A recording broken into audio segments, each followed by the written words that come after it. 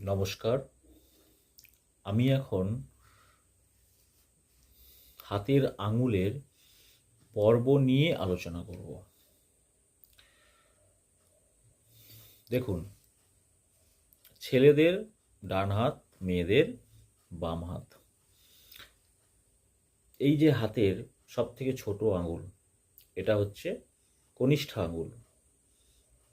এই কনিষ্ঠ আঙুলে নিচের অংশে যদি 3টে ঊর্ধ্বগামী রেখা থাকে, তাহলে সেই ব্যক্তি সুখী হয়।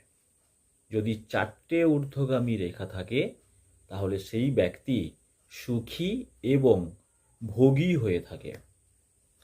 আবার যদি 4টের বেশি রেখা থাকে, তাহলে সেই ব্যক্তি চঞ্চলচিত্ত এবং উন্নতিতে বাধাপ্রাপ্ত হয়ে থাকে।